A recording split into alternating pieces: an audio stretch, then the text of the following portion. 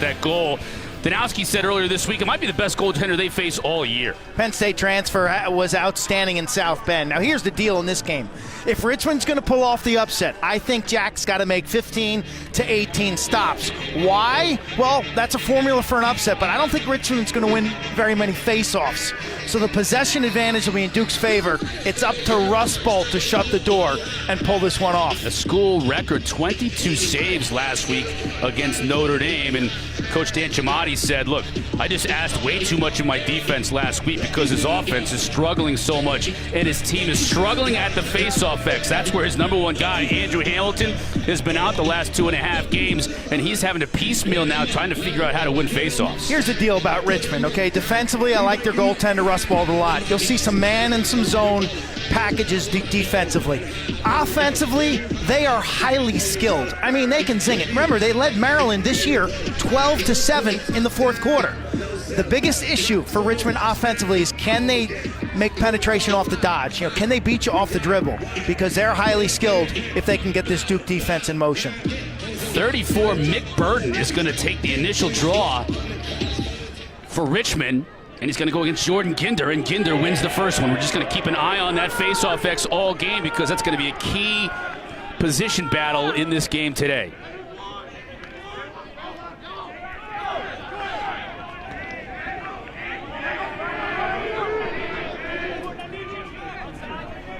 Russ Bolt in net for Richmond. He just sees a lot of rubber. 15 saves a game averaging. That's 8th in the country. Righty from Richmond, Virginia. Spent a year at Penn State as Richmond's D now shifts into a zone. Bad pass for Duke is a turnover. They had 25 in their last game against Penn. That ain't going to get it done, and they get their first one here today. The tenor of our talk with John Danowski this week was really unlike any we've ever had with him. Just sloppy, self-imposed mistakes in that loss to Penn. It's one thing to be outplayed, but it's another to lose because of self-inflicted wounds. I guess the positive thing coming out of that, and he was so disappointed in his team, he just couldn't figure out what was going on with them after playing a great game in Denver and a terrible game against Penn, was even when you played a terrible game, you were still in it late, and you only lost by 3 goals, and you were really right in it until late in that game. I think 2 things that stand out. Making better decisions defensively, and then getting some production from their first midfield. 2 things Duke has to do. Still 33 seconds to shoot for Richmond. Here's Savoca.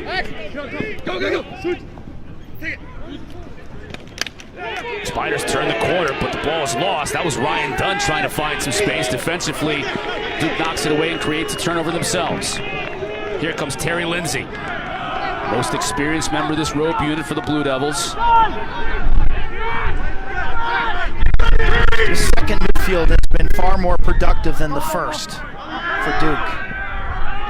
Bador, Caputo, and Lowry, you got to wonder how much time they're going to get compared to that first midfield unit. Q. Coach talked about the chemistry between all 3 of them and how much it has worked so far this year. Yeah, skill sets that complement one another. Lowry, the veteran, he's tall, good mid-range shot.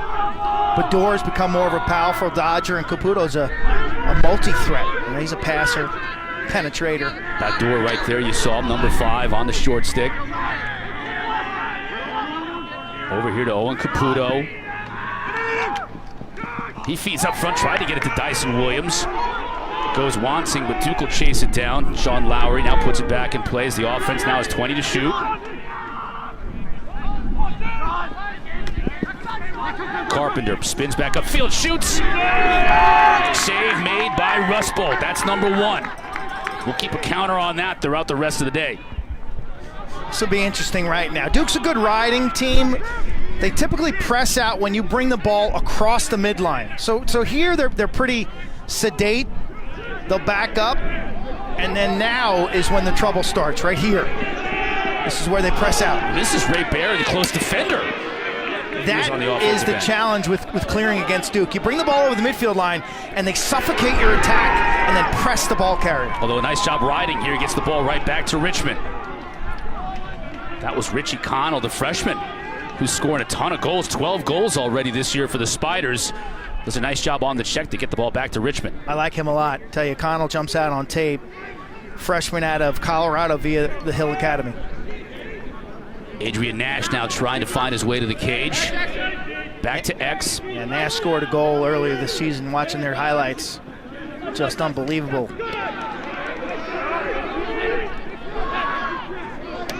This is not a good matchup for Richmond. Still plenty of time to shoot. Here comes Nash with the left, and he scores!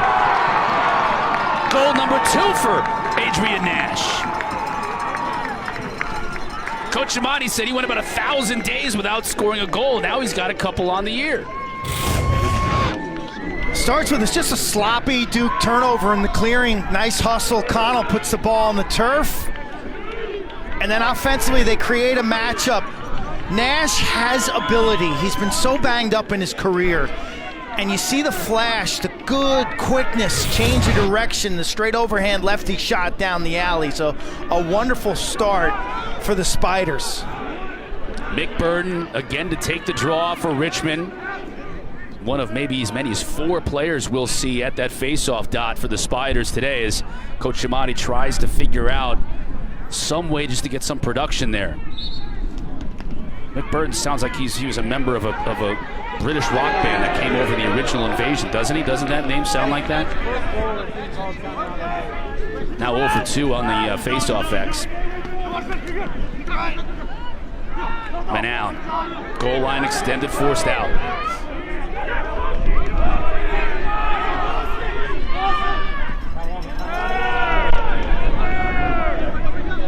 Riley Walsh on the field now, one of the veterans of this Duke team.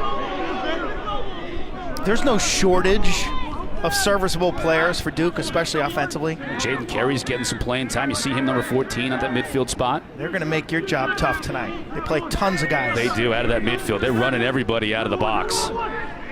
That's Brian Smith, former faceoff guy, now a two-way midi for Danowski.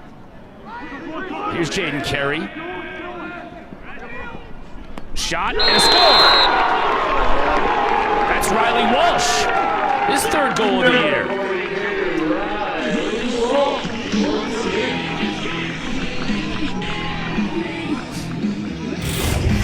Walsh is now a senior. It's hard to believe. He played a ton as a freshman. And he just puts this ball right in the perfect spot. I mean, look at Rustball. He turns, he can't believe it. The ball like ricochets off the far post down where it bisects the dirt. You talk about a lucky strike for Walsh. Nice one, the lucky strike here in Durham. I like that. Tobacco industry. Help build this city. Joe Stein now in to take the draw for Duke. They've won all 3 of them to start this game. And none of them have been close. That's the main fire that Dan Chamati, who's done such an amazing job at Richmond, has got to put out right now. Manown tried to come upfield. Cut off nicely by Jack Cook. How can you win a game when you're losing 80 to 85% of the faceoffs? It's hard. I mean, you think about T.D. Erlin at Yale and Bailey Savio, what he's doing at Loyola, winning 23 out of 25 against Rutgers, and it's just so hard to overcome that disparity. Well, they lost 19 of 22 draws against Notre Dame. Jack Bolt is there to make that save. Charlie Leonard for Notre Dame's an exceptional player. And that Notre Dame defense is as advertised. They'll play Maryland this weekend. ACC certainly stacked this year. Stacked, and as always, playing a tough early season schedule. We've had a lot of great games here in February already as we turn the calendar to March. Syracuse and Hobart later on tonight, an interesting one. We'll see how for real Hobart is entering the rankings this week. It's a great Simmons-Krause Trophy. You think about that rivalry, and this year it looks to be high scoring, which will be a fun game for the fans. Knotted up at 1 apiece here between Richmond and Duke. Mitch Savoca trying to get to the mouth of the goal, cannot. Forced now behind it. Who can beat their man? Who can run by pressure? Savoca scores! Beat Turner up and high, and it's 2-1 Spiders.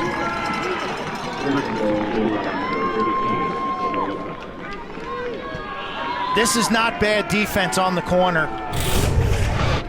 Savoca back and forth like a yo-yo, leaning in. Gets his stick upfield. And watch the defender's reaction. Look at him turn. And you see that hesitation when he looks at you? I know what that feels like as a goalie. It's like your defender telling you, you should have had that one. Well, Upgren turned around to see if the ball was in the back of the net. I think he felt like he should have had that one. Jacob Griffin now taking the draw for Richmond. The worst stares I ever got were from head coach Dave Petromala when he was a young defender. Yeah, you don't want that. His man scored and he thought I should have had it. Eesh. Do not make eye contact. We'll go for a stroll. Joe Stein wins that draw. That man was upset at me. Duke with another possession. 7-1 Duke with the ground ball advantage at the start of this game too. A lot of that on these face-offs. You know, that adds up. It's body punches.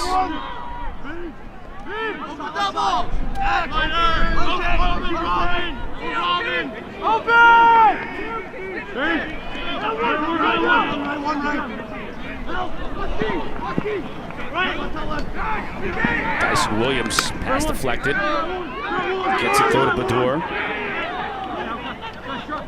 Here's Owen Caputo. He gets free left. He scores! Tell you, this kid got a knack. Caputo, as a sophomore, has had a monster month of February. 2-2 tie, Richmond and Duke.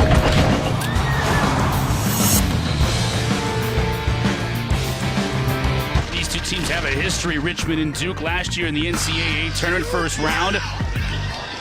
Richmond was able to hang in there early, but Duke built the lead, and then the Spiders had a furious comeback cue in the second half, just fell a little bit shy. You know, they were down at least 4 goals and made a rally to put this game within reach, but time ran out on the Spiders, the SoCon champs, and John Danowski and Duke advanced to the quarterfinals where they beat Notre Dame in an epic game and then advanced to championship weekend where they lost another 1-goal game. You talk about playing close games, but the SoCon has been really competitive with the ACC in recent history. There's no reason to believe that this game won't be close. I mean, Duke knows it with Richmond and High Point in previous years, and Air Force to open this year with the win here at Koskinen. You guys did High Point at Virginia the other night. It's a High Point team. I'm thinking coming into that game queue down this year. You know, Troutner has gone to the PLL. He was such an important player in goal for them last year, and lo and behold, they give Virginia all they can handle right down to the wire. We've seen Air Force, I've seen High Point, and now Richmond. That's the 3 top teams in the SoCon. You'll get to see Jacksonville in a couple of weeks. Yeah, right here against Duke. You know, High Point's got a lot of talent. They're great in transition. It's a little different from Richmond. Richmond's is an excellent team in the settled situations, the man-to-man, the really buttoned-up zone. Highly skilled, probably can't run from end to end as well as a High Point. I love Buckshot at High Point too. Oh what a fun player to watch. What? Emergence. Yes. Coming out of nowhere. He's going to be great to watch the rest of this year as the SoCon at the top of that conference is tough. Very tough. Richmond tried to go with the pole of Sean Mangus on that last draw cue and still lost it to Duke. So Dan Chamati's trying just about everything he's got in the quiver. Can we win the game if we don't win any faceoffs? Okay, it's going to require a Herculean defensive effort, goaltending. Your riding has to get you extra possessions. You can't foul. You got to win 50-50 grounders like right here.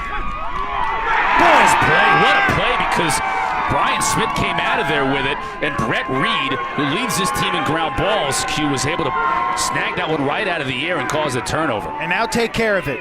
Duke's ride, it's not Virginia effective, but it's pretty darn good, especially when you bring it over the midfield line like right now, okay? As you're executing your substitution, Duke's still kind of pressing out. They're not giving you any easy exchanges. Now they slough off and they'll play some half-field D. Brett Randall, father's a coach at Nazareth. Number 43 on that line with Adrian Nash, who scored earlier, Kevin Todd. It's a good look at Ryan Dunn here with the ball in his cross. On that tap attack unit with Ryan Lanchbury, who we haven't mentioned his name yet today, and Richie Connell. Inside.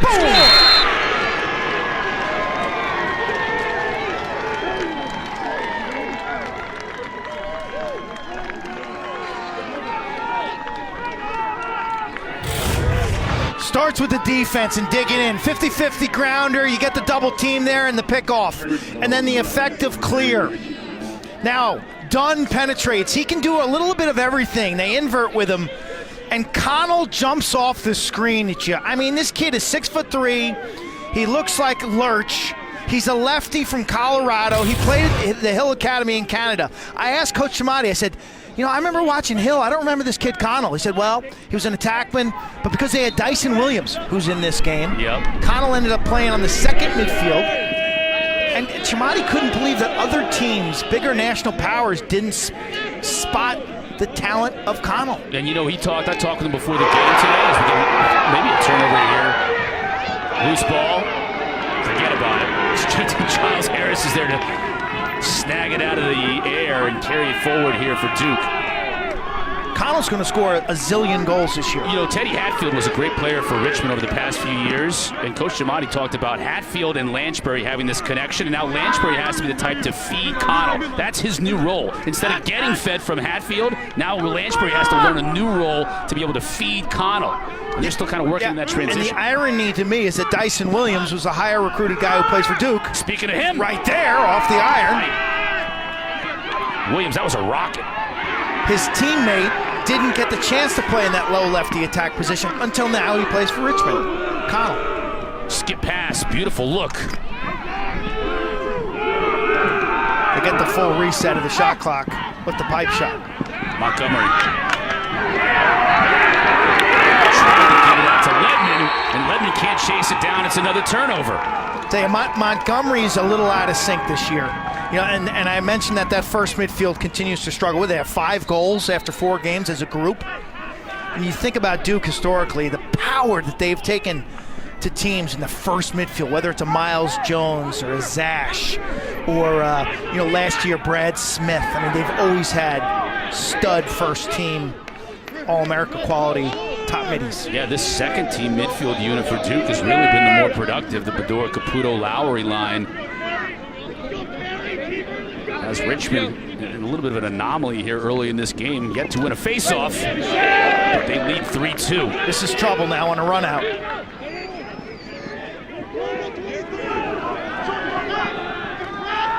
Duke on the move quickly, trailing by a goal here at home.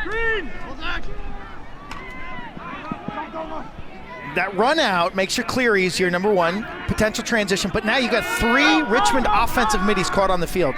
Let's see if they can sneak off, attach themselves to Duke players. They do effectively. Dyson Williams at X. You never want to get those offensive middies caught on the field playing D. And now we'll get an opportunity. Sean Lowry had a full head of steam. Back out to Caputo. Draws a lot of attention from that Richmond defense. Good skip pass, though, and a goal from Bador.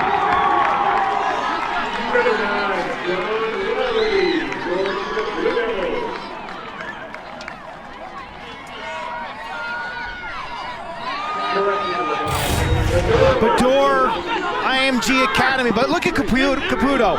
This is a great look. He goes down the alley, reverses his field, eyes are up, skip pass across the top of the formation, puts a strike. I mean, he put some sizzle on that pass and put it right on the money, so where all Bador had to do was catch one cradle, little hitch, and let it go. And Cam Bador's got a lot of velocity, but once again, Caputo, the key cog in this offense. Jacob Griffin battling for the face-off, and we'll get a push, which will get possession to Richmond. First time Richmond has won possession off a face-off in this game. And we're all knotted at 3 apiece. Coach Chamati talked about offensively creating space, maybe using some picks to free up some guys, but really understanding spatial relations and giving guys a lot of room. Adrian Nash now down the alley.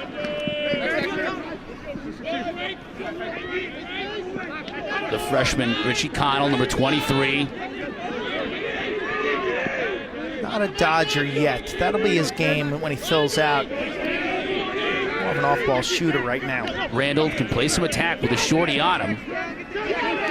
Beautiful feed. There's Nash. And a goal.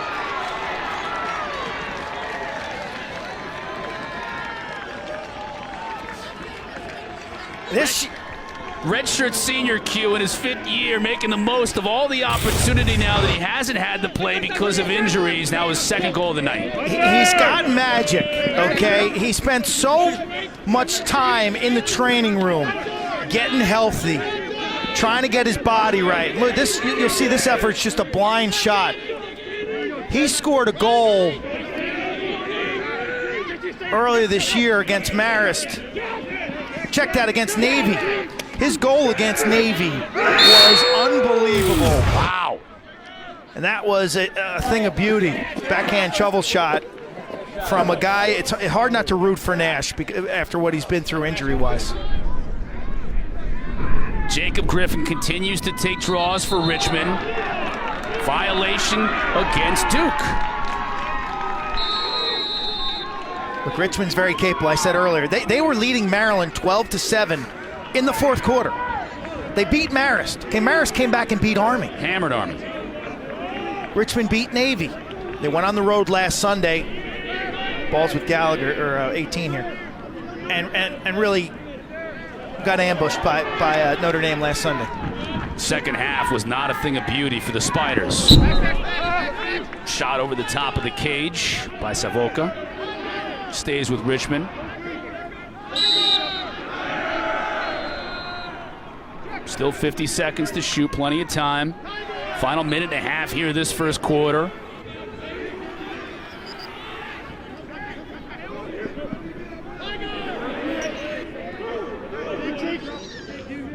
Man-to-man defense from Duke. Got to clean up some of their off-ball decisions. When to double team, when to rotate behind it. Tyler Schultz, one of the leaders of this Richmond team. Coach Shamati said he had to bench him in the 2nd half of that game against Notre Dame. Just mentally was not there, not in it. But he said he had a great week of practice. Down the alley, switches to his line, he scores! Just like that! The leader responds, and the advantage is now 2 goals for the Spiders. The subtlety and nuance of a dodging midfielder who's very in control. And watch how he works the double team man. He looks at him, pumps it, sees it coming, and turns away. By holding the ball up in his stick like that, he gave the defense the impression that he was going to feed. Instead, he hits the brakes, 360 spin, celebrate on the sideline. You can see the way his teammates celebrated with him when he came to the sideline. His 1st goal of the year. Here's a guy, senior, had 62 points for his career coming into this year. Just 3 assists on the year in 4 games. Coach Shamati telling us that he was their best player by far in the month of January. But for some reason, when the game started, it didn't translate on game day. That moment there may be his launching pad. Time now, you got to be aware of clock and score. How much time's left in the quarter for Duke? Caputo down to Joey Manown. Richmond switches to their zone defense. Final 30 seconds of this 1st quarter. Manown staying behind the cage, looking for maybe a little 2-man game with Caputo.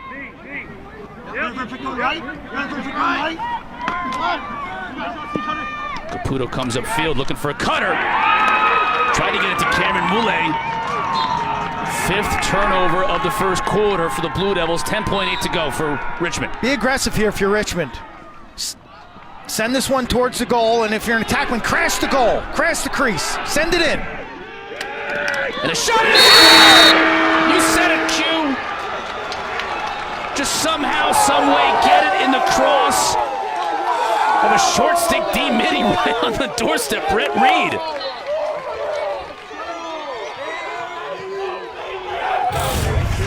It's a tangled web we weave.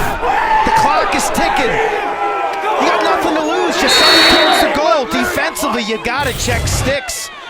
You got to deny your man the ball. What a turn of events. The Spiders come into Koskinen and give the Blue Devils all they can handle in the 1st quarter. You're down in the field during warm-ups, and you're looking at some of the athletes like a Tate Gallagher, like a Connell. I mean, this team is really starting to look the part as a national contender. Yeah, it's one thing to get in the playoffs, but winning a game or 2, and I don't think it's too long for this Richmond team to be dreaming of championship weekend. As you see Coach now working with the iPad, looking at some sets, whether it's offense or defense. Like everything about what he's done down in Richmond. Richmond scoring a goal in the final second of that first quarter for their largest advantage of the day, 3 goals, and they get a face-off win. Jacob Griffin winning his first draw of this game, so everything going the Spiders' way right now. Duke's defense has been lifeless, okay? They've gotten beat one-on-one. They've been hesitant to double team, and then some decision plays, they seem just a half a tick behind. Duke has been on, or Richmond rather, has been on target shooting too. Q 6 of 8 shooting the ball. When they've gotten their opportunities, they've made the most of them.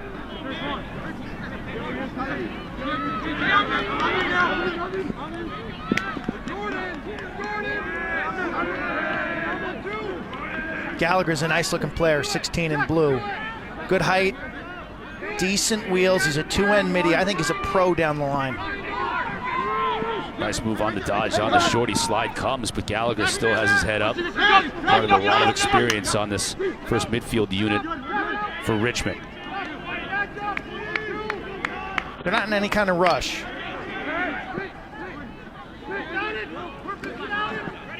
Schultz. Shot deflected. Over the top. It'll stay with Richmond. They'll have 9 to shoot. Beware of field balance here late in the shot clock if you're Richmond. Dalton Young comes upfield to pass. Picked off nicely by JT Giles Harris. Here he comes. Yeah, that's not the kind of giveaway that leads to an easy run out. This is trouble. 2 poles on the offensive end for Duke. We'll get a flag here against Richmond. Delayed call.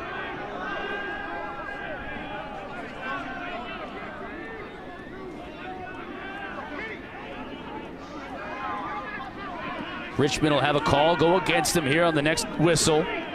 So an opportunity here for Duke to work it.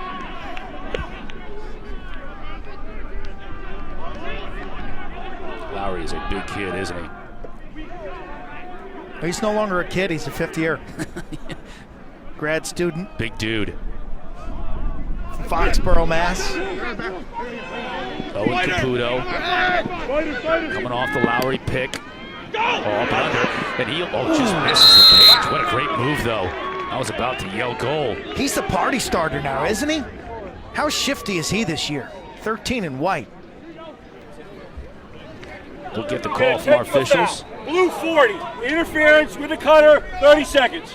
40 blue, interference, 30. Interference call against Sean Mangus. He'll sit for 30 seconds. It's not good for this man down unit either for Richmond to have Mangus in the box, but penalty box, but that's where he'll go. Our officials, Hans Whittelberger today, Danny DeLugo-Zima, Sonny Ziegler. Fairly clean game in that first quarter. First penalty of the game here in terms of a man-up situation, opportunity for Duke. Caputo over to Baddour.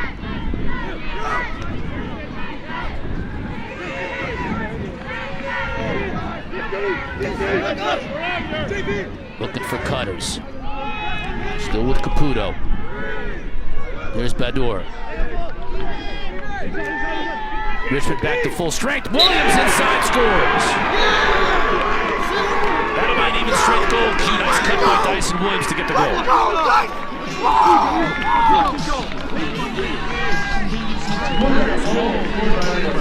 JP Fazil picks up the assist. You'll see 16 carry behind right-handed. And Williams just flashes to the backside post. That's an assignment mistake by Richmond. Defensively, when you're man down, you're always covering inside out. Dyson Williams, freshman out of Hill Academy. Super talented, has got a bright future. Looking more and more comfortable. Shooting left-handed is his strength. 10th of the year for the number 9 recruit from inside lacrosse in last year's class. 6'4", Duke cuts into that advantage. Griffin now continuing to battle at that X. Richmond's gonna have to figure out a way to muck it up, Q. They're going 2 poles in the wings. They took such a defensive posture on that in terms of their wing play that when the ball kicked free, they just didn't have any players in blue jerseys anywhere near the ball. Dan Chimati kind of blamed himself for the Notre Dame face-off debacle. Charlie Leonard got the best of the Spiders. Which is nothing to be ashamed of. As you said earlier, Leonard, one of the top face-off men in the country. But I think Coach was more like, what could he have done to maybe even that battle out, you know, to tilt the scales a little, strategically. The three-man face-off strategy. Well, they've had another week to work on it without their top face-off man, Andrew Hamilton, who's now been out for a couple of weeks. Can your draw man... Quigley gets free, bounce shot, nice save by Rustbolt. Good job by Carpenter to get in Rustbolt's face after the clean save, because he had some deep outlets open. This is trouble for Richmond here. They've got 6 seconds to clear it, and they do. Tim Adams, short stick D midi, now backs it out. Richmond will take their time, complete their substitutions. Thought this game could be high scoring, but it seems like the pace has really slowed down now in the second quarter. Methodical, long possessions. That could be part of Richmond's game plan here, don't you think? They don't want make-it-take-it situations with Duke in that face-off X. I thought both offenses could score in this game. I was thinking over the total.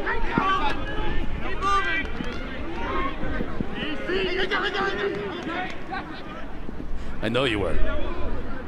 What else were you thinking over? Well, the Notre Dame-Maryland game this week, you were swearing that was going to go under. Notre Dame and Maryland, they play 6-5 every year, don't they? Like for 5 years in a row, didn't they play 6-5? Total's going to be, let's go!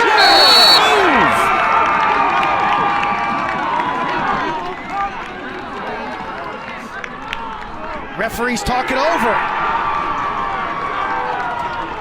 Spiders brought their fans today, and they're pumped. This is great.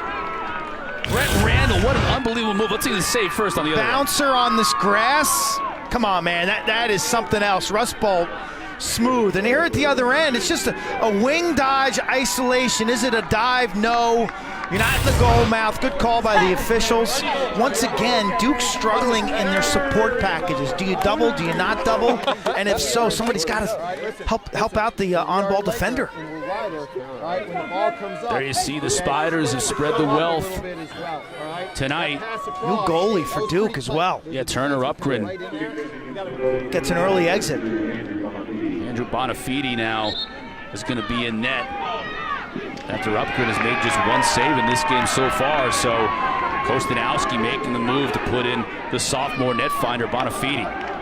But I just think Coach Stanowski's looking for some energy. He's looking for some edge. He used that word when we were talking to him pregame like 6 times, like edge and edge. Duke's a really good team. They got a lot of really good players from good high school programs. They're well coached here. But there's a certain killer instinct and edge that's missing with this group right now. Testing Bonafide early. I think he's leaning on his seniors. There he is. Chilly night here. And he's concerned. You know, again, it's a journey. It's the growth process. It's never going to be easy. It's no big deal that they've lost 2 games so far. There's a renewal every week. He's, continually trying to get the best out of his guys. As we said in the open, they had push the right buttons. Really impressive win. After they lost here to Air Force, they go to Denver and win on the road and looked really good in beating Denver. And then exacted a little revenge against High Point. Came back here. Bonafide gets beaten. And right now, this Richmond team, and Tyler Schultz gets his second. They're just hitting on all cylinders. They're right on the target. They're 8 of 11 shooting in this first half. 8 of 11? That's absurd. 8 of 11. If you do anything in life, 8 of 11, it's pretty good. I mean, that is a dodge where you just turn blindly and fling it over the defender, knowing the goalie can't see it at all. Great mojo and energy on Richmond's bench. I don't care how many goalie changes you make. It's not on the goalie. This game's not been on the goalie. Like to Turner Upgren's defense, this game's on the Duke defense. They got to start winning some matchups on the perimeter and double teaming with authority. And they got to start flying around and making some plays. They have to keep winning at the face-off XQ to get back into this game, and they do again. Ginder wins it to Smith. Because that's an area where they clearly should be dominating, and they need to continue dominating throughout the game to give them possessions. Owen Caputo, 13 in white, seems to be the guy right now. I mean, he's the guy playing with the most confidence. Jaden Carey's got a lot of speed, number 14 out of that midfield spot.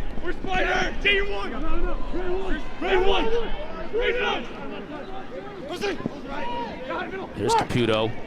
Trying to get it to Williams. Ball batted down, turnover. Richmond in a little bit of trouble here, back to Duke. No call on a push. Some of the fans here from Richmond wanted to get it, they won't.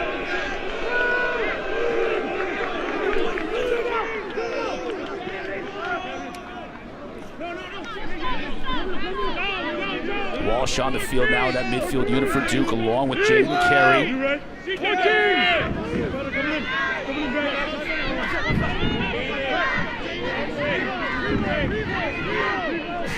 And Caputo, here's Carey, looking to dodge. Caputo challenged. Excellent adjacent help. In the zone now. Shot. Saved by Rustbolt. Fresh shot clock for Duke. This will be tough for Richmond's defense now to defend back-to-back 80-second. Your legs start burning, you get cotton mouth, communication becomes an issue. Dyson Williams, Rustbolt is there. Important clear because you played so much defense. 5 saves for Rustbolt. You said he would have to make at least 15 saves in this game. He's got 5 so far, and his team leads by 4 goals.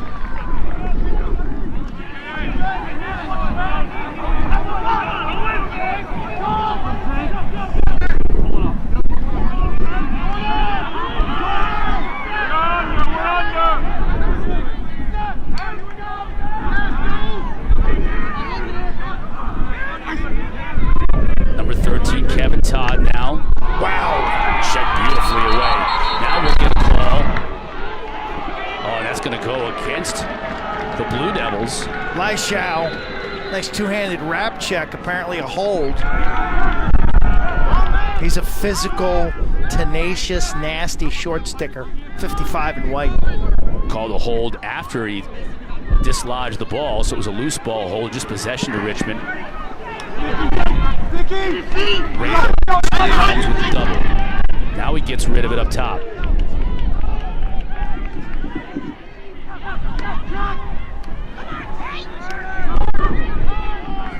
Richie Connell.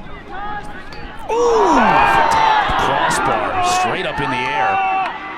Big battle for it. Nice rebound.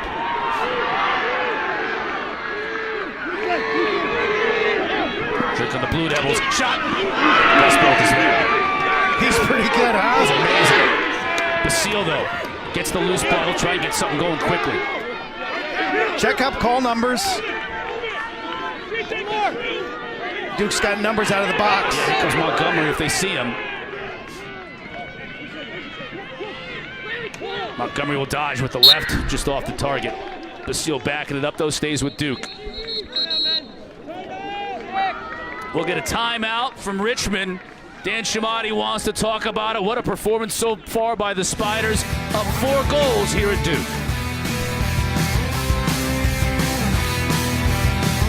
Q here at Duke. Duke had 25 turnovers in their last game, a loss to Penn. Q, they've got 6 so far today. I mean, just watch this reel right here. There's some simple plays. A couple force feeds to the crease. Guys trying to make a play. But just a general sloppiness. Disregard for the ball safety. Again, throwing the ball to guys who are covered, not being clean. And you look at Richmond, the way they've shot the ball is really the headline today. 8 of 12 shooting. That in itself is beautiful. I mean, in the sport of lacrosse, what do you want to get to 30%, let's say? Anything more than 30% is going to be good. Jack Rustbolt has been as advertised in net for Richmond. He's been sensational. And as we thought would happen, Duke certainly has honed the face-off X, but they hadn't gotten much out of it. Just 4 goals, even though they've gotten all those possessions and have a huge advantage in ground balls. And they're not going to panic. They're deep. They're built to play four quarters. Didn't finish the game against Penn, but I think today there's no reason to think they won't get better as this game goes on because of their legs. CJ Carpenter, been quiet so far in this game. Basile trying to feed in front, does. It's the crossbar, fresh 80 to shoot for Duke. Got a few pipes in this game already. Richmond zone. Basile, big number 16 in the game, is a feeder. Williams to Nakai Montgomery on the short stick, trying to make something happen with his speed and quickness. That's right. He's trying to press a crease in the zone to draw 2 men. He's kind of the party starter, so to speak. Williams, the freshman. He'll get to his left and score.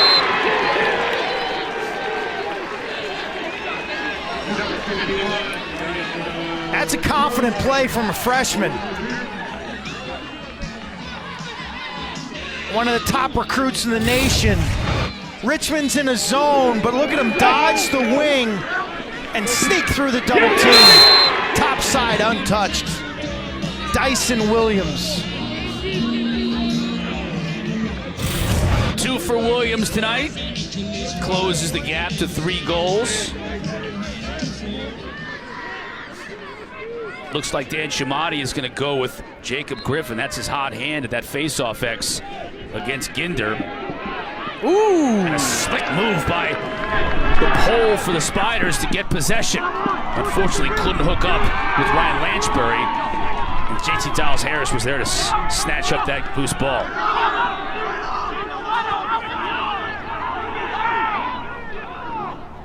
Lanchbury, the leading scorer for this Richmond team, has been quiet tonight. Haven't even mentioned his name. Here comes Caputo. Lanchbury hasn't had many touches, you're right. There's been others that have really picked it up. Players like Adrian Nash. I mean, it looks like Schultz. Duke's been a little hesitant to slide, forcing Richmond to beat him off the dodge, because they are a great passing team. Big shot. That got deflected before it got to the cage. That was dangerous. It was good offense by Duke. Nice ball reversal. Sean Lowry put a lot on it. Just couldn't get it through all the bodies between he and the goal mouth. Stays with Duke, though. Still 37 seconds to shoot. This midfield is really got great chemistry. Williams again. Great trick.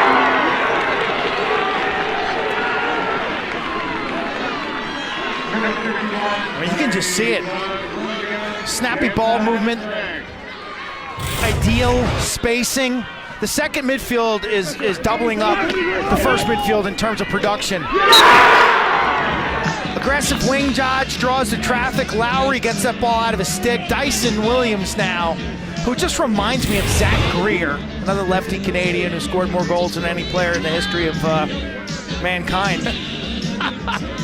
And Dyson's going to have the type of career that challenges those kind of numbers, Big kid from Hill Academy, you mentioned, 6'2", 200 pounds.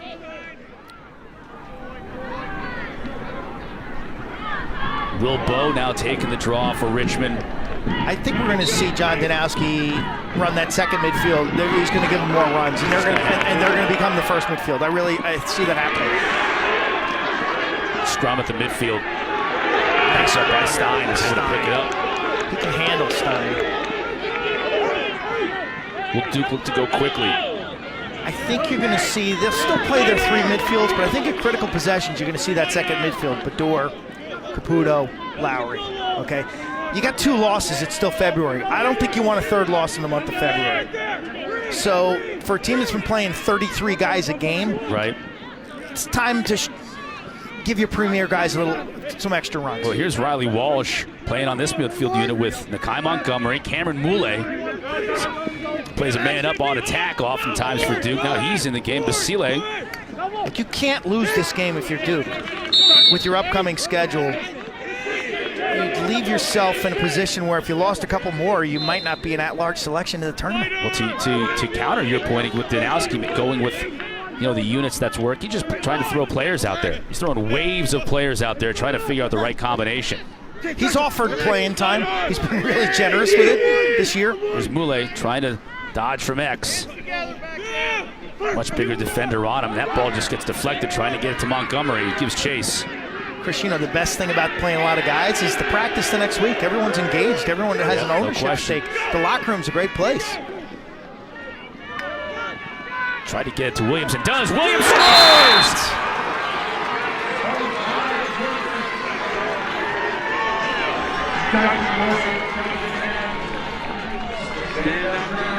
Three in a row and 4 on the night, Q. This is just a pass that goes awry, and Williams is faster. Look at the anticipation. When you label him as a lefty Canadian finisher, let me tell you, you're shortchanging his abilities. He's got a lot of game. You saw the acceleration and the speed, the anticipation. How about the quickness to be able to corral that loose ball cue and then get it to his left, shoot it before running into the crease, and then avoid running into the crease. Coach All in a matter Danowski. of seconds. Just competitive environment. Good look at 51. You also come in. I love the oddball numbers. You think about this too, Q. You come in, you expect to be able to learn under Manown, Carpenter, and Joe Robertson at that top attack spot for Duke, and Robertson goes down before the season begins with an injury, and it thrusts Williams into now a much more prominent role than maybe he kind of expected he was going to have at the start of the year. He's in a good spot because he's being, you know, he's under the guidance of Matt Danowski and Ned Crotty, okay, on a daily basis, working on his craft. He's got Brendan O'Neill out of St. Anthony's coming to Duke next year. Joe Robinson will be back from a knee injury. So this attack suddenly next year will be as good as any in the country. Dyson Williams is in a position where he could score more than 200 goals in his career, 50 goals a year. And I don't think that's very much a stretch. 4 for 4 shooting in this quarter is Williams. Rest of that Duke team 0 for 8, so he's putting this team on his back right now. The freshman getting them back into this game. It was 8-4 just moments ago. Now Duke trails by just 1 goal in the final 2 minutes of this first half. Yeah, and defensively, Richmond's got to have their head on a swivel better. You know, when Carpenter makes that feed, as a defender, my stick's up. I'm open to the ball carrier. My head's on a swivel, so I'm seeing my man, seeing the ball, seeing my man, seeing the ball. They didn't react to the feed very well. See both. See the ball, see your man. See the ball, see your man. Your head's constantly moving. Behind the cage to Carpenter. Gets away from Caputo. Now he's got to pick up the ground ball. Big eye man, little eye ball. They get a loose ball hold against Richmond. Stays with Duke. Fresh 80 to shoot now, and that's a big deal with him.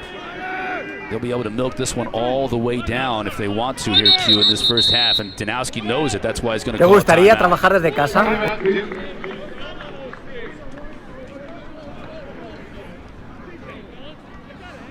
We talked about it a little earlier, Q, the Southern Conference. A lot of success against the ACC here over the last couple of years. You can even go beyond the last couple of years, but certainly with High Point's emergence last year, those 2 huge wins against Duke and Virginia. You saw High Point against Virginia just last week. They look great on the road. Richmond against Notre Dame. Air Force, we did that game, the opener here on February 1st. They came back to get the win. Dangerous. The top half of the Southern Conference is a dangerous conference. How do you view them relative to, you know, clearly the Big Ten and the ACC still the top conferences. And then since Yale won the national title, I think you have to throw the Ivy in there as well with Penn and Cornell and now Syracuse, Princeton rather, the way they're playing. Well, I mean, this year, from what I've seen, I like the SoCon a lot. I will say off the top of my head, I think they're better than the MAC, certainly. I think they're better than the I think you look America East. The top 3 are better than the top 3 in the America East. The Patriot and the Colonial is probably what I would look at and say, how do they compare the to those CAA this year, I don't think is a great league. This is, you know, Towson, UMass, Delaware, Drexel, Hofstra, Fairfield. No offense, I think the SoCon is better this year than the CAA this year. And then the Patriot, maybe for the first time ever. Army off to a great start, but they stumbled against Marist. I think Lehigh's pretty good. They had so many injuries last year. I think Loyola and Army would be the top team in the SoCon. Loyola's pretty good, yep. Yeah. But no, the SoCon is on the move, that's for sure. The NEC, I mean, you got 2 divisions. Hobart's pretty darn good, and Robert Morris, didn't they get smoked the other day? St. Joe's got again, a pretty good start, the SoCon I rank higher. Yeah. And there are math whizzes who do the conference power rankings and conference RPIs. Guys who went to math schools like yours. I went to a math school. I ain't a math whiz. I have no.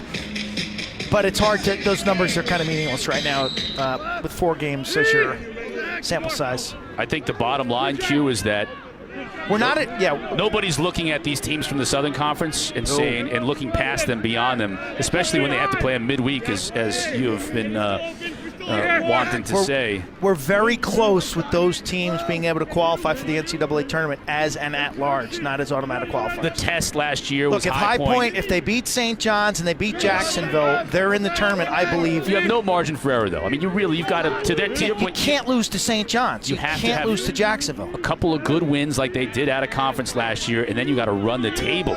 Because the bottom half of the SoCon drags your RPI down. Okay, that's the thing. We brag about the SoCon. The top 3 teams are outstanding. The bottom 3 teams are pretty darn bad, and they're not helping the top team's RPI. One of the top teams here in Richmond trying to take a lead into the half against Duke. Blue Devils have 15 seconds to try and knock this thing up. Here's Caputo. Comes upfield.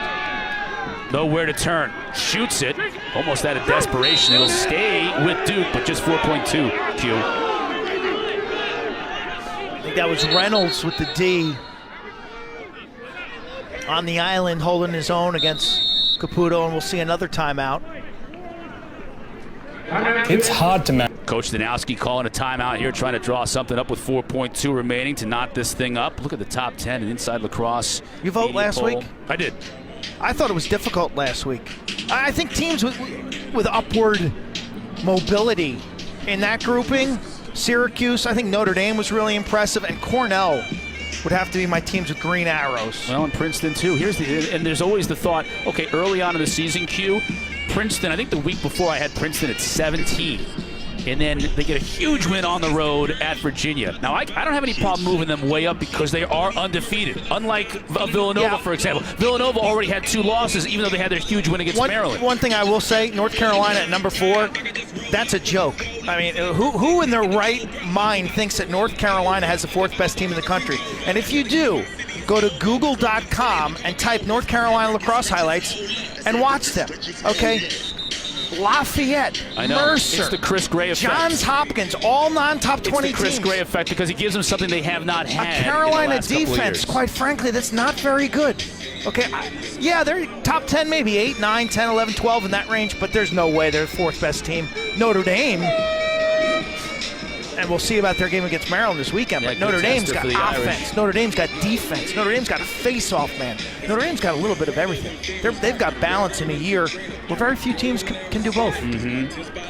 Get a very good opportunity to get a whole eye full of Notre Dame against Maryland this weekend. By the way, don't forget, we got Hobart, but we didn't show the bottom 10 rankings there. They're playing Syracuse next. Duke will get a shot. That goal by Williams! Richmond scores a goal at the buzzer in the first quarter. Williams answers with his 5th of the game as the horn sounds to end the first half. And Duke, they trailed 8-4 in that second quarter. Williams himself scores 4 goals to knot it up at the break. Not sure how this happens. You got to be ball side if you're the defender there, face guarding your man, and somehow Williams gets underneath his defender. Williams, but they didn't stop Williams at all. It was 8-4. He took over. He was the only offense in that second quarter. The freshman from the Hill Academy, Canada, lefty, finishing in all sorts of different ways. Catch and shoot with accuracy, the backside, moving his feet. You know, I thought he was a little tentative in week 1 when we saw him here on their opener. Against Air Force, yeah. Against Air Force, and he's really come a long way in the last 4 games, and he's been the guy. 5 goals in the second quarter. To even this game up at 8 apiece, and the face-off X, Stan Shamati and Richmond continuing to try and find a solution with their number 1 guy out. He'll go with Jacob Griffin here to start the second half.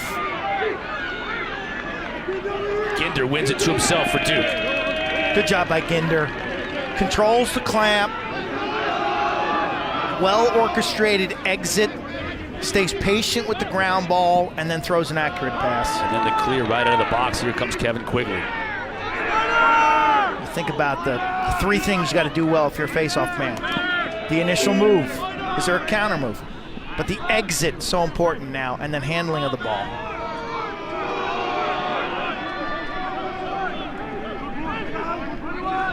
Ty Montgomery gets by his man. Now feeds to Caputo. Shot by Quigley. Couldn't get much on it. Like the skip by Carpenter. I thought Quigley probably should have put that one down on the earth, like a three-quarter arm bouncer with his feet set. There's Garrett Ledman. He'll look to dodge. Behind the cage to Carpenter. Up front, tried to get to Quigley. Couldn't, but Carpenter gets the loose ball. 20 to shoot. Now they're calling to reset the shot clock. Why? And they do. Why? That's what Dan Chamati wants to know. I think that's a bad call to reset the shot clock. I did not see that ball go again. They're saying it was a goalie save? Yeah, that's right. They're saying it was either a goalie save or I would love to somehow see it that touched the again cage. because Montgomery, bounce shot, goes wide. Do we see that real quick here? Let's see. here's what they call the shot. Off his stick, no, that's not a shot. That's a bad call. Break for Duke. So now still 65, and it means a prolonged possession here on defense for Richmond. Dyson Williams again!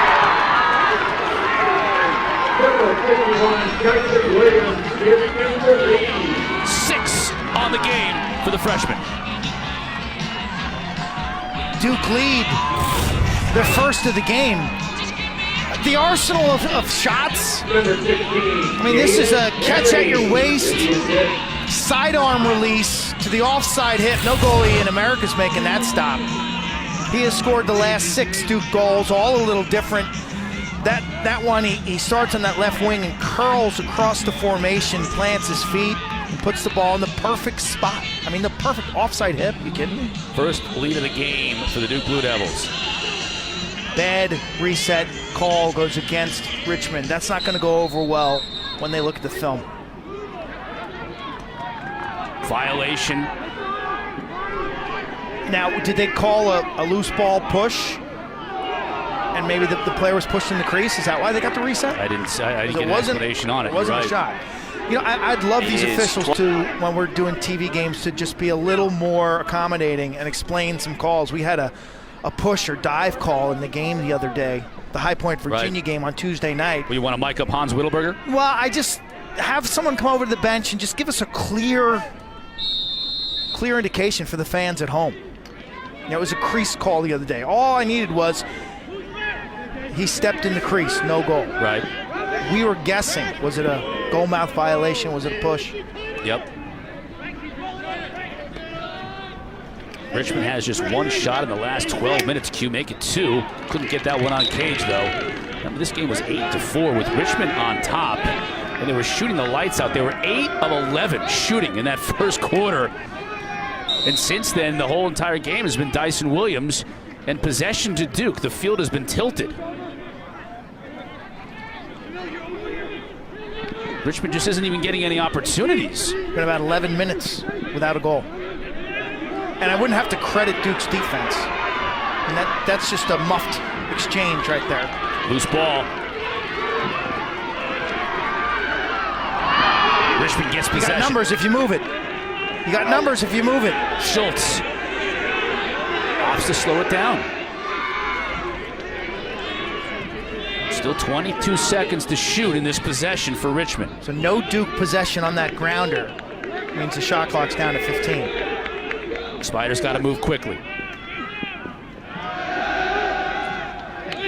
Now inside 10. Loose ball, they'll track it down, but they got to get a shot. And instead, they opt to just let it go beyond the end line cue with only 3 seconds to shoot. I'll tell you, Duke's bench is much more engaged as you look at Dan Chamati. Duke's bench, I'm seeing some emotion, some life on a possession-to-possession basis. You know, I watched the Marist Army game a couple Tuesdays ago.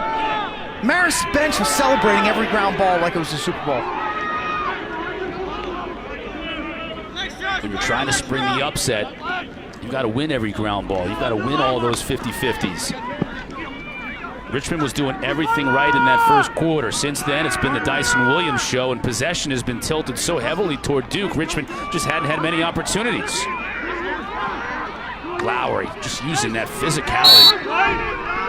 Get free, big size differential with Lowry. Like the defense by Galizia.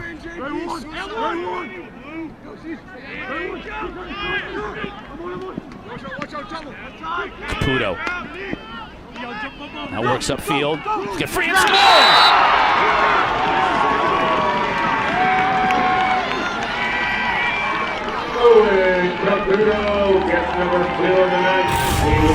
That stops the Dyson Williams run for Duke.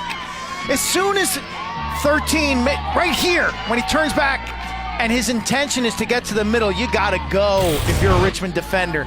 You've gotta see how that play changes to where Caputo's going down the alley, he's not a threat, but he plants and rolls back. Boom, you gotta beat him to the spot because he's going to the goal for himself when he rolls back there. Man, this kid has upped his game dramatically from last year. His second of the game.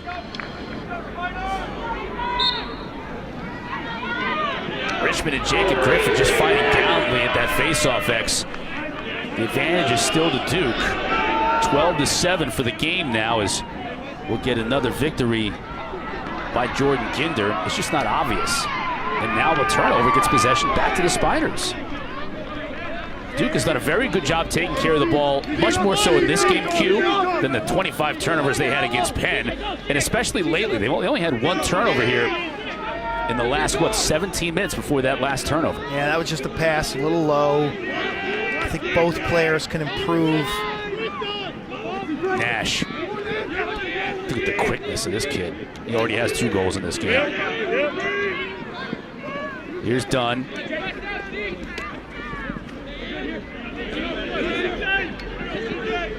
Nash will look to use that speed, and he scores! That's the hat trick for Adrian Nash.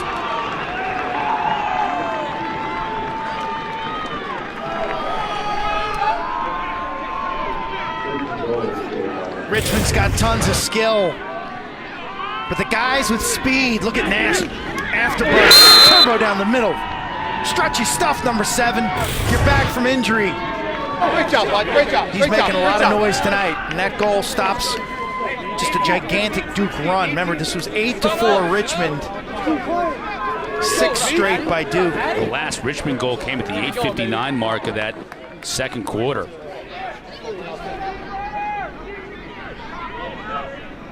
Been almost 14 minutes, 15-minute stretch. I thought you said you didn't take math And classes. the difference between 14 and 15 is a lot. I cover my tracks. Somewhere in the 12 to 17 minute range. Nice. Key ground ball here. One initially by Richmond. But Duke and Joe Stein come out of there with it.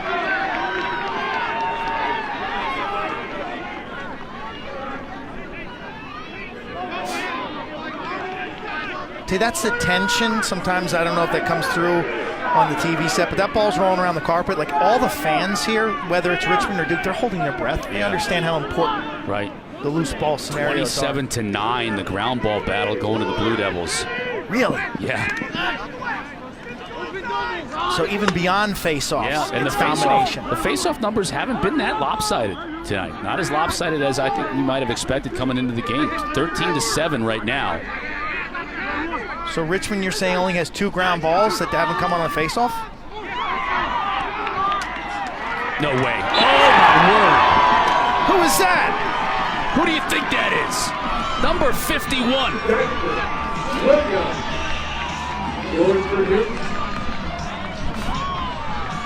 That's number 7. But you and I, our math skills are being put to the test right now by Dyson Williams' goals. 7. Slicing and dicing, shaking and baking. Right down whatever road is here in Durham. Main Street, because we were there today. Dyson. What an individual performance. He apparently didn't like Owen Caputo breaking his goal-scoring run. He wants to start a new one. He's got 7. Russ, get to work. Get the media guide. Rusty Lynn, our stats man. Dyson Williams himself is making you work overtime. 5 of those goals assisted, too. So players are finding him cutting. Big possession here for Richmond. They get the face-off win. Very nice, very nice. Really nice.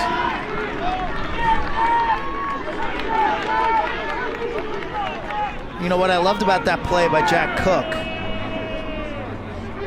Full speed, aggressive, take it to the goal, make them respect you, circle away from traffic if nothing's there. Schultz. Richmond didn't go away, folks.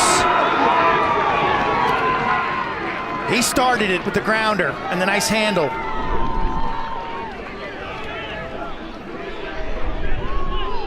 We've still got tons. We got 23 minutes to go in this game. The tempo once again has picked up. It's a poor adjacent defense by Duke. Think about freshman mistakes. Angle play by Tyler Carpenter is just way off where he should be. He goes for the home run play to pick off the pass in the passing lane, leaving his man open behind him. Savoca's second for the Spiders. Staying within one goal. You mentioned the face-offs, coming in. It's a Richmond team that has really struggled. They lost 19 of 22 draws at Notre Dame last week. Just owned at that X. Bad play after winning the face-off to himself. Gets this one to Richmond. 13-9 now at the face-off X. Dan Chamati would have taken that all day long if you told him that's what the tally would be here on face-offs. He would have taken it in the third quarter. It was a buyer's market today here. For sure. 13-9, I'll take it. No question. He probably would have taken down just one goal here midway through the third quarter too. Even if he knew he'd been up 8-4 at one point. So. Maybe not in that case, but still, anybody's game. Double harassment. Now we'll get a call. Oh, not going to go over well. Not going to go over well here in Durham, the Bull City. We'll get a hold here against Duke. 30-second foul. 1-11. Terry Lindsay. 30 seconds. 30 seconds. I like this double team. Let's see where they call the hold there as Lindsay gets underneath the arm of Tate Gallagher. I think Lindsay's Duke's best short stick defender. He's a physical player. He's got really good wheels. Harassing kind of player.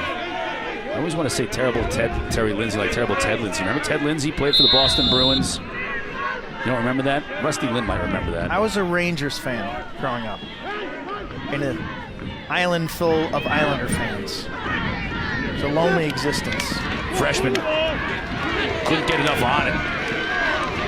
Now a big battle for a loose ball. That's a big ground ball for Duke. They can kill the rest of this penalty. Like that play.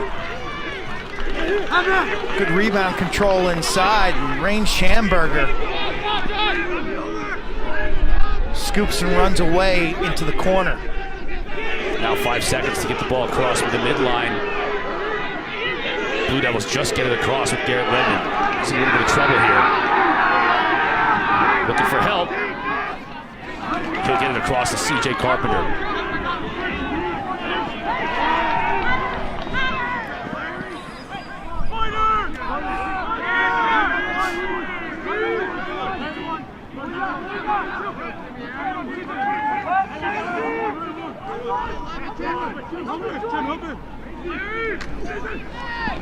Redmond loses his footing. Loose ball, heck of a play by Richmond. Oh. You got a trailer here. Nice play by Ray Barrett. All signs are pointing to a close game, a game that's going to go down to the last couple minutes. And what was Coach Janowski telling us? The seniors have played in 60 games. What did he say? 12 of them were one-goal games. Yeah. 20% of their career. And he said another, almost 35% of their overall games came down to the last 5 minutes. Yeah, Basically, they played in a lot of close games, even over the last couple of years. I mean, you think about last year, half of their games were decided by 2 goals or less. 9 games. What makes the difference in a high-level close game? Dalton Young now behind the cage. Spins back. We'll get a push here. We won't. We'll get in the crease. No push. Young just fell in the crease on his own, according to the officials. And Duke will take over. Wow.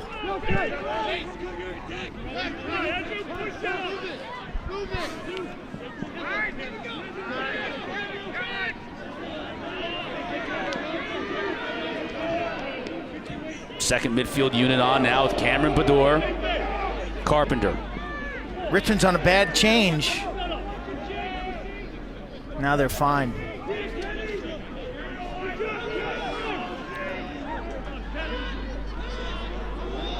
Caputo now with the shorty on him. He'll look to dodge. Gallagher's a nice player on defense here, 16. Yeah, good two-way player. Well, Caputo makes a move, though. Down low, Basile couldn't finish. That's okay. That's okay. Caputo got the best of him, but that's where you want him to go. If he's going to beat you, it's not to the middle, it's down the side. 7 saves for Rust Bowl. Carpenter.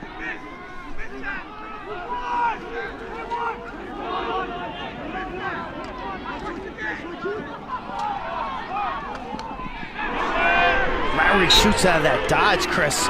It's seamless. It's tough for the goalie to find the ball in his pocket when he turns.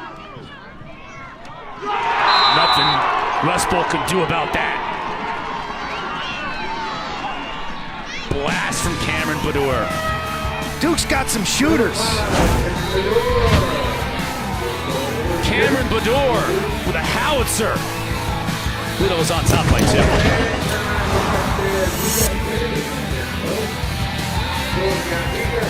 Devils were down 8-4 in this game in the first half. Dyson Williams has taken over. It's now 12-10 Duke on top. Cameron Bador scoring that last goal for John Danowski's team. And our old fan Eamon McEnany wants you to be familiar with the geography here in Durham, Q. It's not Main Street, it's right down 9th Street.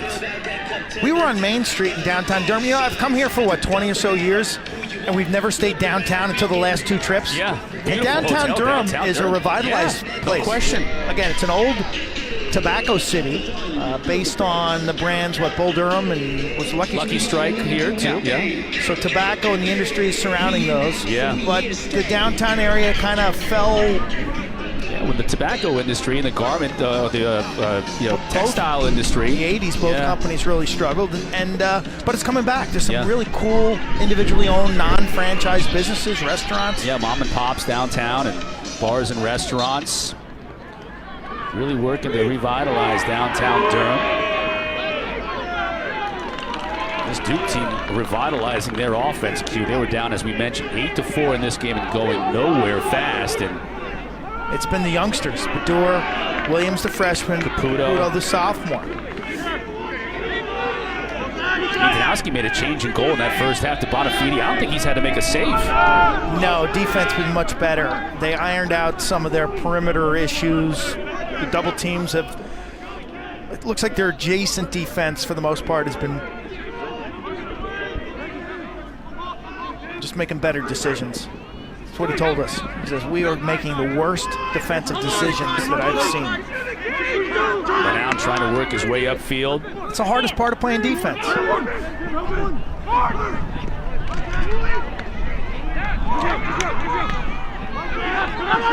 Connor Drake, first time we've mentioned Connor Drake today, loses his footing, gets it back. Basile coming upfield, he scores! He's had a good game today, 4 assists and now a goal for Basile. He's a really good change of pace. He's in this game to attack the zone as a feeder. Tall number 16, whose dad was a great passer, played for Navy. Basile kind of pushes up past the goal line extended, and he realizes that the double's not coming. So I'm going to go to the rack. Garden City, Long Island, man, you talk about one of the premier hotbeds. They start those kids young in that town. I mean young, 2, 3, 4, Michael Krause, his dad and family, all from Garden City. I mean, I would have to put Garden City up there as one of the top 5 high schools all time for producing college players. Nice win by Jacob Griffin, winning it to himself. Early offense for Richmond just doesn't happen. Now JT Giles Harris just harassing Ryan Lanchbury. Big ground ball. Duke has forged their largest lead of the game here at 3 goals. Guess who gets this ball? 3-on-3 in the corner. It's JT.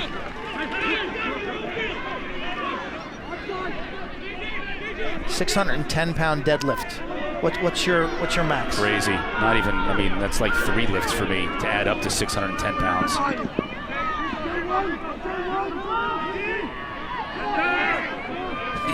He lifted so much on the deadlift in the offseason. Coach Danowski said, that's it. We don't need to add any more weight. You're just fine.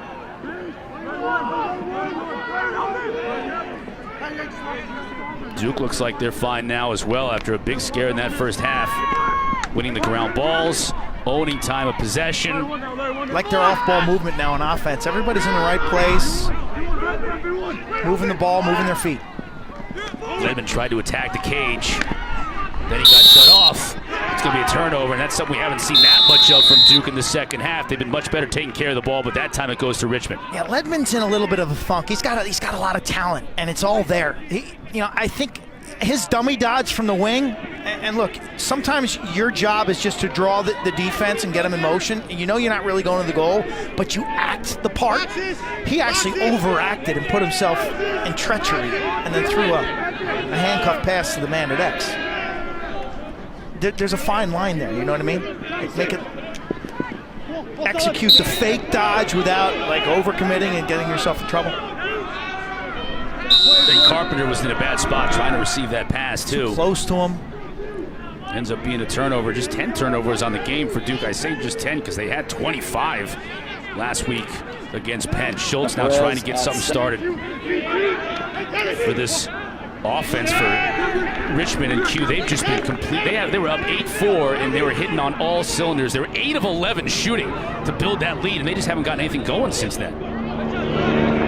I think it comes down to Duke now handling the matchups, making Richmond beat them off the dribble, off the dodge, score unassisted goals. And they haven't done it. Coach Chamati looking at the iPad on the sideline after each possession, trying to figure out what's going on with this offense spacing and the way Duke's adjusted their D. Carpenter now up top. A little perimeter pressure here.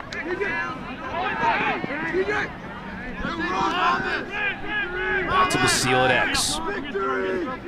Coming off his first goal of the game to go with 4 assists. Final 25 seconds here this third quarter.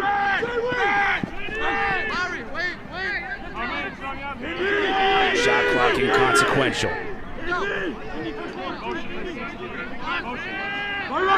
Lowry to Caputo. He scores!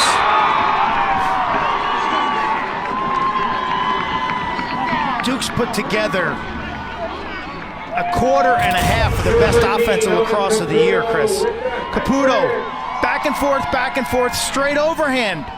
Rustbalt goes down, he's all over this, but somehow it gets under him. 5-hole, gotta get down on it. Big night for Caputo. As you see, third of the night, 11th on the year for Caputo. That second midfield unit continues to pay dividends for John Danowski. Baddour, Caputo, Lowry.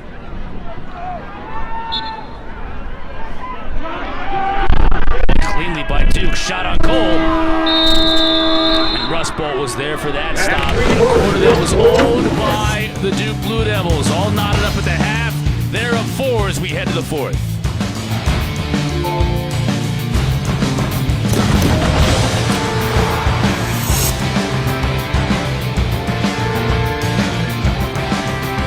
Tonight with a free milkshake at the Loop because they scored 14 goals, although they still got a quarter left to play. Chris Cotter and Quinn Kesnick here at Koskinen, and they hope they can celebrate with a win. It wasn't looking that great for them in the first half. They were down 8-4. If you're a milkshake fan, you were going high and dry. This guy can put away. This guy brings his own chocolate milk for dinner.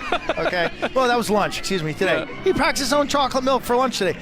Duke has packed their own freshman lefty scorer, and that's Dyson Williams. He's been outstanding in this game. If you missed the second quarter, he just went off. He scored, 5 goals in the quarter. In a row. Yeah, in a row. And then he followed that up with a couple more in that third quarter. And then he's gotten his other teammates going, Q.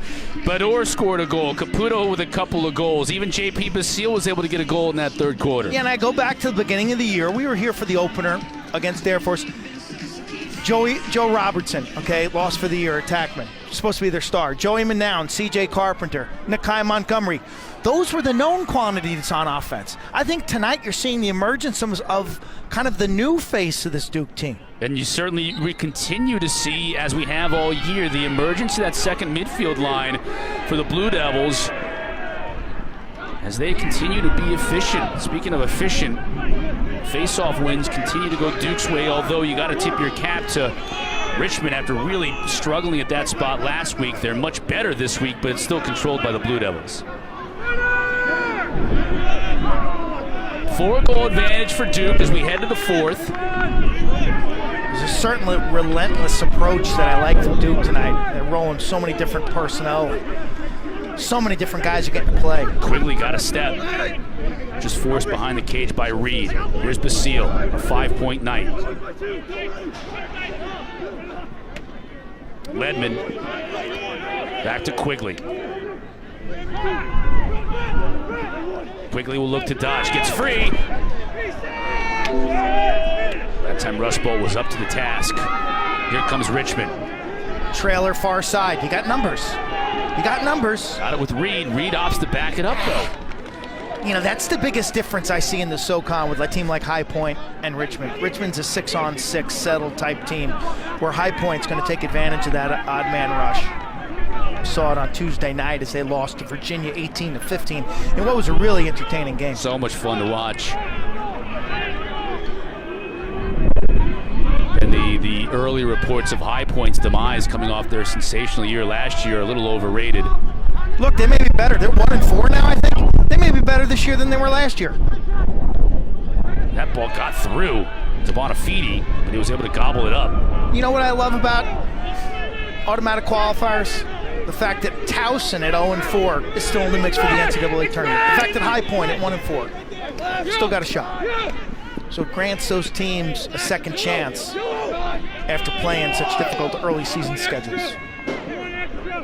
I remember a few years ago I covered the America East Championship Q, and it was High Point and Albany went into that semifinals, dominant teams in that conference all year long. Yeah, you did all your homework on those two, right, and then they lost. It ended up being Hartford and Vermont for the title. Pulled your Gus Johnson and went to work that night. It's all prep for a legendary game too. There's about 40 goals scored in that contest. This is an interesting call. We'll get a call against Duke. Hold against Duke when they had possession, so it goes to Richmond.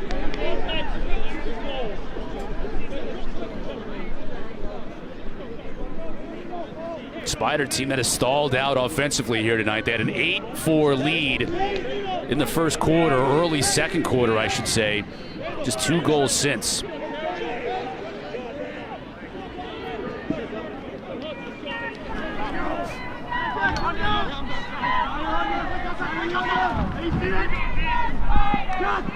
Trying to feed it inside of Lanchbury. They're trying to force him into the action, you think, Q, a little bit? He's been quiet tonight. 13 turnovers for the Spiders. Well, I like the fact that they gave the Dodger the middle of the field, and it was there. Boy, a lot of action here. He had an opportunity for Tyler Carpenter with that pole. Couldn't get it on target. No numbers here now. And defensive players on the field for Richmond. Dan Chamati said we've got to clear more space for our Dodgers, and we're going to encourage guys to dodge to the middle of the field. He also talked about picks. We haven't seen as many of the two-man games. Maybe that would be the answer right now, as this offense is in a funk. Keeping things up top, not behind the goal. Second team midfield unit on the field now for Chamati. That's Randall. Got free. He scores! Maybe that can get the Spiders going. That's his second of the night.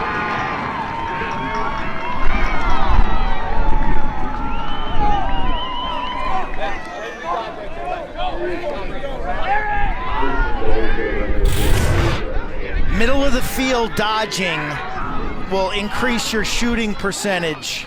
Randall's got really nifty and quick feet. Good move.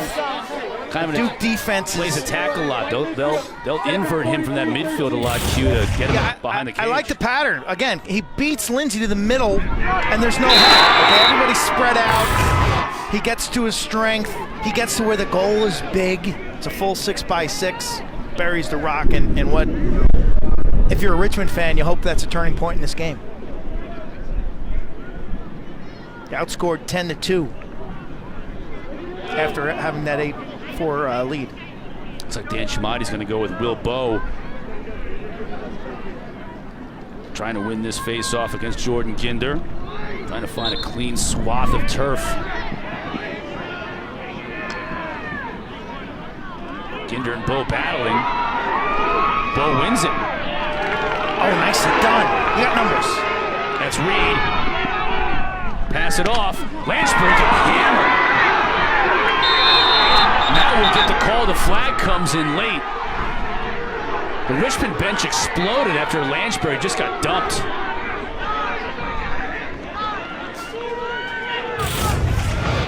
Face-off win, 4-on-3. Little helmet to helmet there.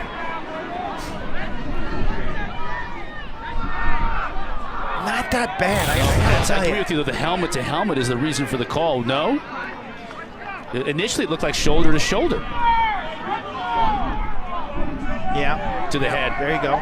That's Unreleasable. 25 This is a right big now, call body right here, check. Q. It's 1 minute. unreleasable. Go. Richmond's down 3 in the fourth quarter. no parole on the call. Shot just a tad bit high.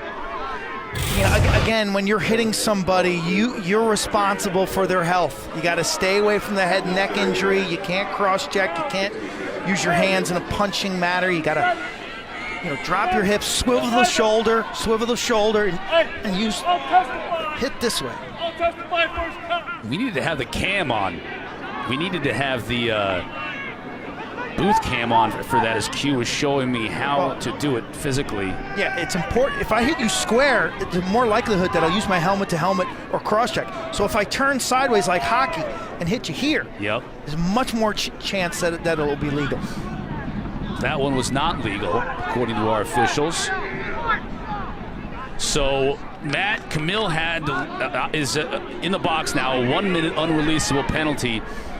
And now Landsberg is having to come off the field, and the officials are talking to Dan Chamatti and his coaching staff for Richmond as to why Landsberg has to come off, and they're ruling that he took a shot to the head, and I guess there's concern for Landsberg's health.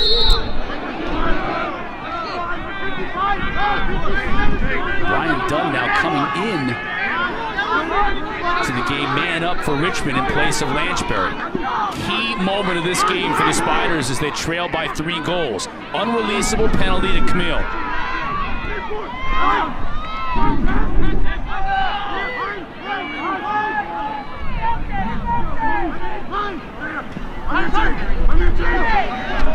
Behind Dunn.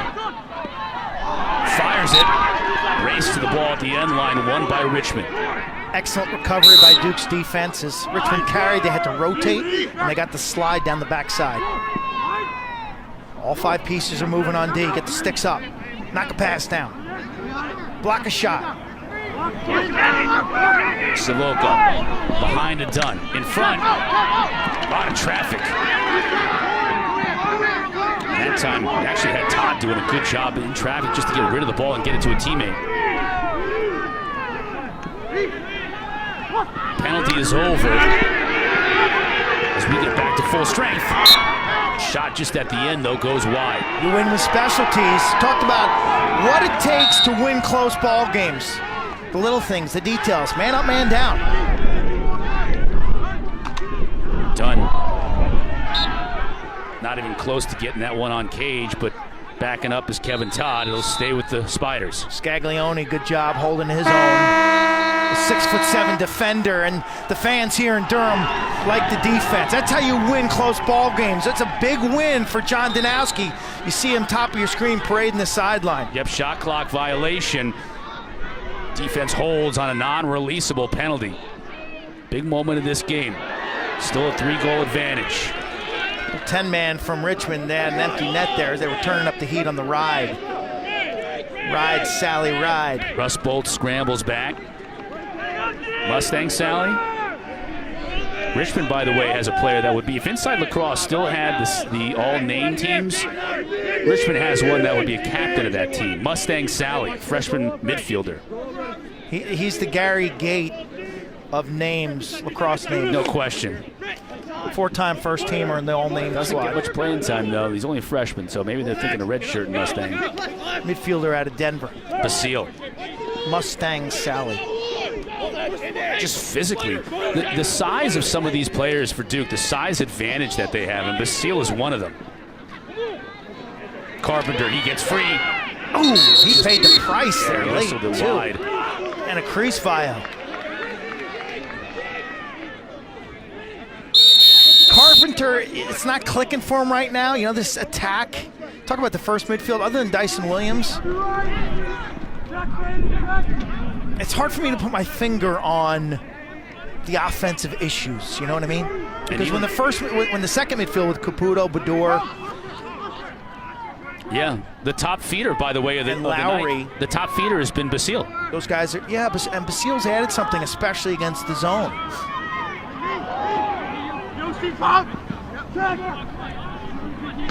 Blanchberry, Nice shot. is there to stop it.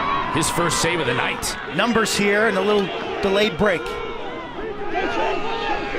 Burke. Help comes. He gets rid of it, and Duke now will set things up. Slowing it down, up 3 goals. We're midway through this fourth quarter. Nice job by Bonafide, who came on in relief of Upgren. I don't think Upgren was bad. I don't think the defense gave him any help. It's the second year in a row he got yanked against Richmond. His brother plays for Richmond, and I think he deals with maybe a little more nerve issues in this game than any other. Ball gets away from the door temporarily. Now he's in a little bit of trouble on that sideline. But Bonafide, the clean save, no rebound, good outlet. Boom, really decisive, clean. Lowry. Get it to a teammate down low and cannot. Another turnover for Duke.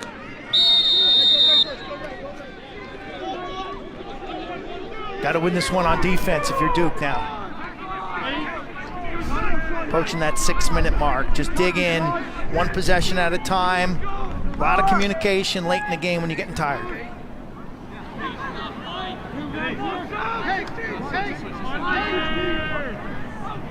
Defense is a constant conversation.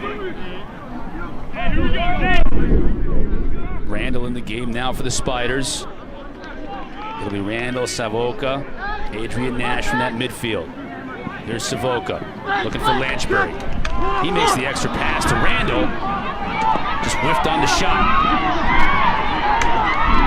Now Lindsay trying to come out of there with it. Does not. Richmond gets possession back. Just into traffic.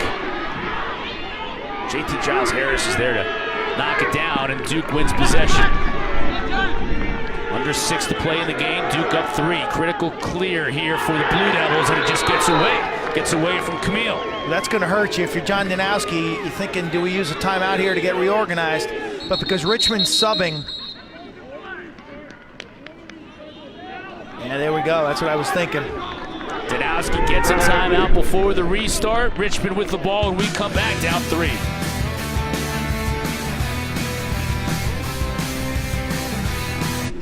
Rusty Lynn, stats man extraordinaire, here with us as Duke leads 14-11 in the fourth quarter. Last Duke player with 7 goals in a game, Zach Greer, back in 2007, and that's what Dyson Williams has tonight.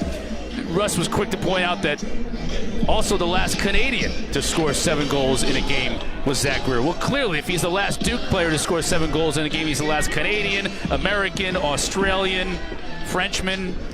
Nice job, Russ. Enjoyed the drive on Tuesday back and forth from Charlottesville with Russ. He's the best stats man in the business. Richmond's got to go quickly here. Down 3, they got to figure something out offensively, and it hasn't come easy for them since the first quarter. Man-to-man D from Duke.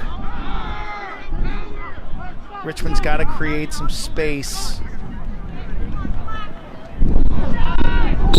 Fires it wide. Doing that high Kind of that high wing dodge from the corner to the middle. Lanchbury back in the game for Richmond Q, number 9. He's been generally silent tonight. Took a hit to the head a little while ago. Seems to be all right.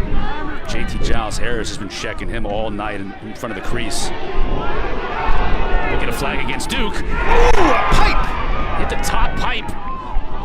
And then Schultz tried a little shovel shot. Goes out of bounds. We'll get the call here.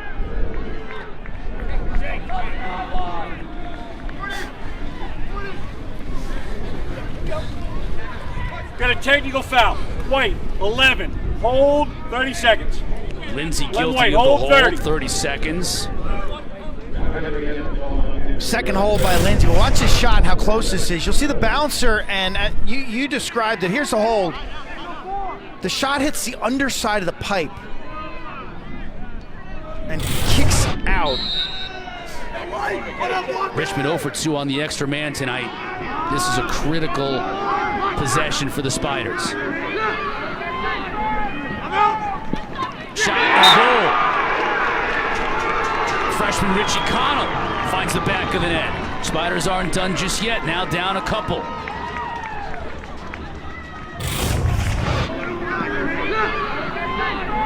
Lefty from Colorado via the Hill Academy. Plants his feet, really understands where the goalie is. High school teammates with Dyson Williams. Was forced to play midfield because Dyson was in that lower lefty spot. The two have combined for, I don't know, 2 zillion goals tonight? 8, 9? Dyson Williams has 1 zillion on the night. 7 plus. Bull again at that face-off X for Richmond. Spiders win it. But a little bit of trouble here with Chamati calling timeout. What a play. No, does not. Move it, move it. They'll look to go quickly. Shot. Jack Cook, the defenseman, scores for Richmond. Back to a 1-goal game.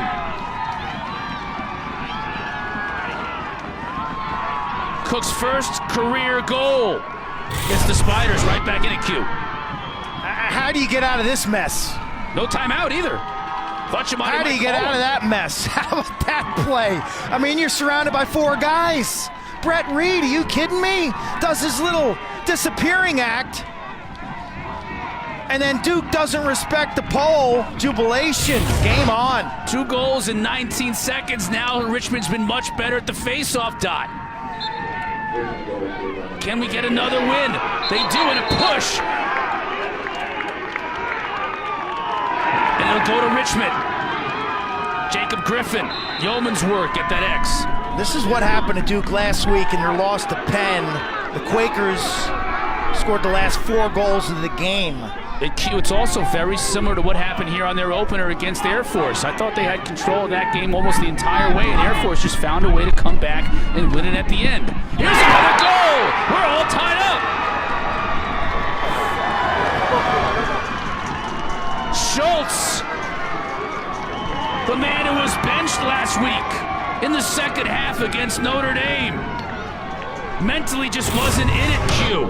Dan Chamati said he had the best week of practice he's had since January, and he comes through with his 30. That's that high wing dodge from the corner of the formation, putting Duke in a bind defensively where they're not getting their double team. 3 goals in 37 seconds. Boom. 3:42 left, and we're all knotted up. We got Syracuse and Hobart coming up next, but we aren't even close to being finished here. Big win by Ginder.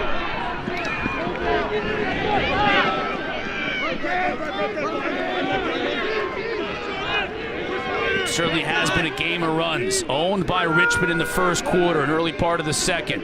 Then Dyson Williams took over. He scored 7 goals in this game, 5 of them in the second quarter. Duke looked like they had control after 3, even early part of this fourth. But 3 quick goals by Richmond has them back in it. Nice catch by the Seal behind the cage. Montgomery.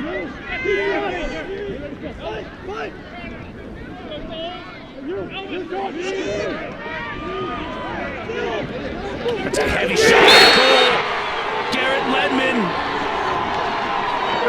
talked about how this first midfield unit really has to step up. Well, Ledman stepped up there and fired a rocket. Richmond giving him the shot. He steps into about 12.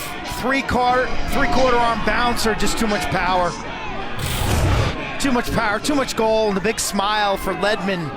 Supremely talented player, staying with it. And look at the support of your teammates, man. That means everything when a guy's been kind of in a slump and a funk, and you make a big play with the game on the line. Look at it.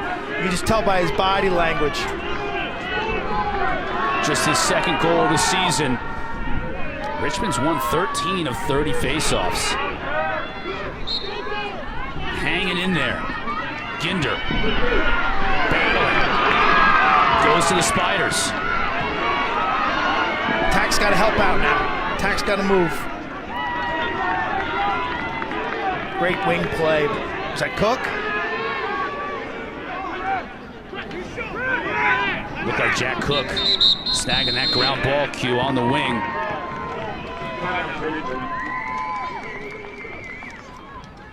Dan Shamati calling a timeout. Trailing by 1 at the 2:30 mark. Q. They scored 3 in a row to tie this thing up. Well, things didn't look good. It was 14-10. Randall scores. Connell left-handed, and then Cook in transition just lets it rip. And Schultz has had a strong game as well. I mean, this game, it's been quite a journey, hasn't it? I mean, when we started, Oklahoma State kind of back and forth 3-3. 8-4 lead by Richmond. You thought that they were going to run Duke out of the park, and then the Dyson Williams. But he felt that for his guys to have success in the dodging game, they needed space. And he's done a good job of clearing all sorts of real estate for the ball carrier. Out of the timeout. Richmond trailing by a goal.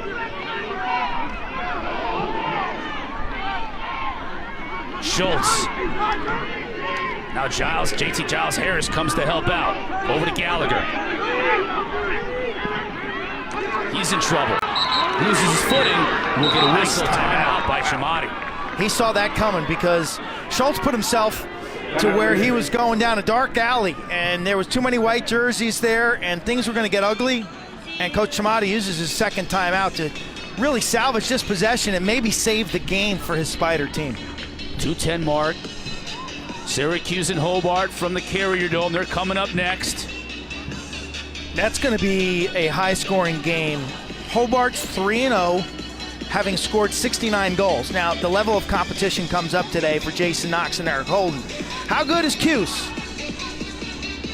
I mean, they beat Army, and the attack combined for 0 points. Yeah, have you ever heard of that? Tip your cap. And Chase First Scanlon. midfield was unbelievable. You talk about the transfers too. Chase Scanlon transferring from Loyola, paying instant dividends, as you can see there. 9-3. Strong up the middle. Great face-offs with Fopp. Jacob Fopp. Drake Porter between the pipes. Jay Alter and Rick Beardsley have that call. Make defense great again, Rick. They're already underway. We'll get there as soon as we're finished here. They're scoreless in the first quarter. Syracuse, I understand, just scored to put the Orange up 1-0. I would think that game will have, there'll be no shortage of goals. Well, maybe before we're finished here, there may be 3 or 4 scored. It's a rivalry game. It means an awful lot to both programs. You know, I love the Cornell-Syracuse games and the Hobart-Syracuse games. They mean a lot to lacrosse in central New York. Playing for the Krause-Simmons Trophy. You saw Roy Simmons Jr. there at the game. This is the last indoor game at the Dome for a while, right? The renovations, right? Clock ticking down to 2 minutes. Huge possession here for Richmond, trailing by a goal. Lanchberry, he'll take a shot. Finally! The junior from Burlington, Ontario, knots this game for the Spiders. I mean, you want to know why people respect Dan Shamati? Because you make a timely timeout and you draw a set play. and you got this game tied. I mean, that is an example of great coaching. Great coaching. Pull the trigger on the timeout when your player's in trouble. Draw up a play that kind of mimics what you've been doing with that dodging to the middle, but you throw a skip off of it to guess who? Your best shooter. Really well done by Coach Chamati and great execution. Here we go. Lanchbury's 8th of the season, his first tonight. We're all tied up again, our 6th tie of the night, and a face-off win for the Spiders. Bonafini had to come up big, and again he comes up big.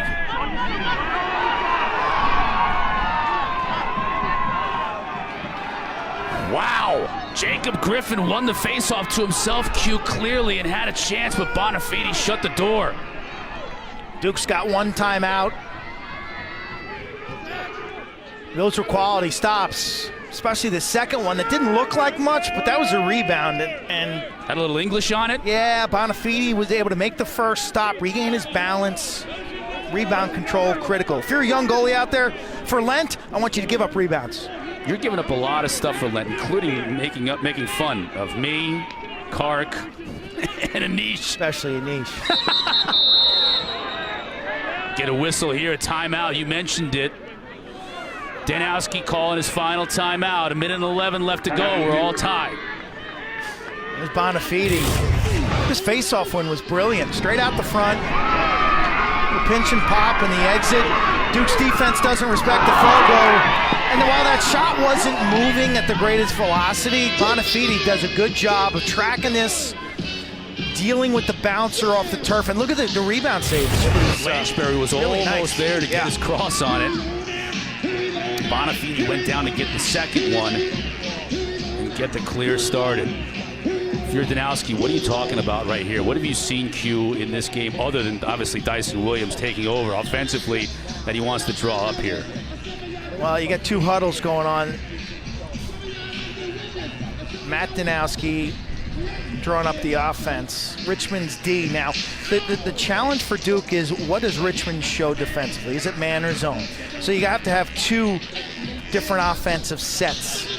One to attack the zone, one to attack the man. Shot clock's at 38. It's not really a concern yet. What do you like if you're Richmond? Do you like the man or the zone? With 38 to go, I'm leaning on zone, but that puts a lot of pressure on your goalie. I mean, Russ Bolt has been good tonight, as you would expect. But typically what you see from Richmond is they like to switch it up in the middle of the possession. So they'll start in man here for 10 to 12 seconds, and then they switch back into zone, which causes all sorts of confusion defensively. Paul Richards, the defensive coordinator for Dan Chamati on his staff, drawing something up here, trying to get through this final minute 11. So it's easier to start man and then retreat into a zone as it is to start zone and then match up into a man.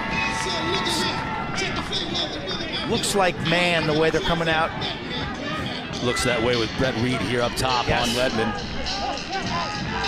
So it's giving the appearance of being in man-to-man defense to start.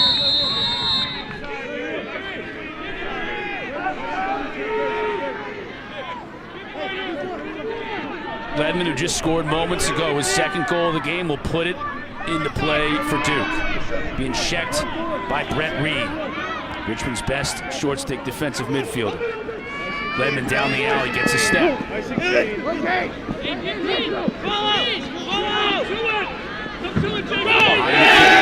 to shoot. Quigley, he'll fire a shot wide. And Duke retains possession, but that won't. The shot clock is still ticking. Match up and a fire one. And Russ Bolt was there for the stop. And the outlet, the quick outlet. Here's Menges. Will he take a shot? No, he backs it back out. Final 18 seconds. Richmond trying to sub. They're running out of time. They're going to have to get going quickly. 10 seconds. They finally do. Schultz. Lanchbury tries a Hail Mary pass in front of the goal. Can't connect with Gallagher. And we're going to go to overtime here in Koskinen. Furious finish to regulation. And we aren't done yet. 15 all. Going to the extra session. You know, as we head to overtime here at Duke, didn't look like we were going to be 15-15 after regulation in the first quarter, but then Dyson Williams came alive, Q. 8-4 Richmond lead when the freshman from the Hill Academy in Canada, the lefty, takes over this game. He scored 1, 2, 3, 4, 5 straight in the second quarter, made it 6 straight in the third quarter. He has 7 goals in this game, and that gave Duke a 10-8, 11-9 lead. They parlayed that to 14-10. You just see him scoring in all sorts of different ways. But 14-10, and guess what happened next? Richmond just goes on this 3-goal sprint. They scored 3 goals in less than a minute, Q. 37 seconds. Randall, Connell from the wing. Cook with the pole. That was the juice goal that really got them thinking they had a shot. And then they also got Brian Lanchbury involved. He'd been quiet all night. He scores his only goal of the game. And we're all knotted up at 15 going into overtime. Next goal wins it. We thought Duke would have a significant face-off advantage tonight. Got to give Richmond credit. They've put multiple guys at the face-off X. They've changed up their wing patterns, and they mucked it up, really, right? Yeah, they've won 5 of the 7 face-offs in the fourth quarter to help them out with that possession battle, and they've won 15 out of 22 for the game. Richmond's gone with double 15 to double 32. pole on the wings. Is that math again? Take a deep breath now if you're a Fogo here. Don't violate. Trust your technique.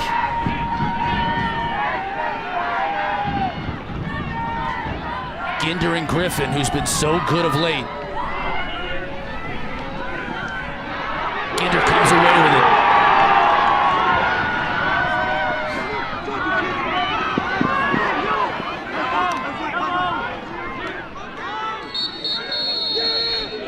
Danowski will call a timeout after gaining possession here to start the overtime.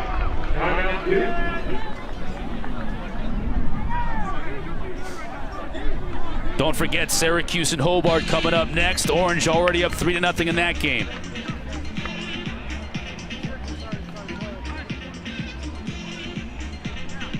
The chess game continues between Giamatti and Danowski.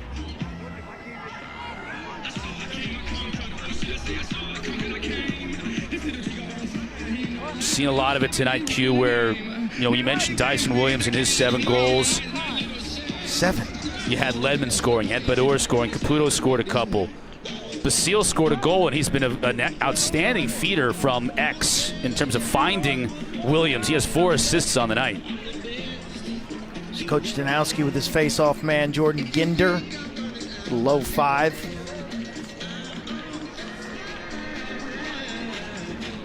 Coach Giamatti with the red hat on in the middle of that huddle. They went man-to-man to end regulation, and it was effective. It'll be interesting now knowing got a full shot clock, 70 seconds left on the shot clock. Man or zone, zone or man. As I said earlier, Richmond likes to mix it up mid-possession. So maybe you start out man here, the 70 on the clock, reg it down at the 20-second mark, you switch into zone. Offense has to reset, which uses time. Ledman, or you've got Badur, Caputo, and Lowry rather here, Q. Yeah, you got to pull Caputo the way he has played this year, 13 in white. He's a matchup issue.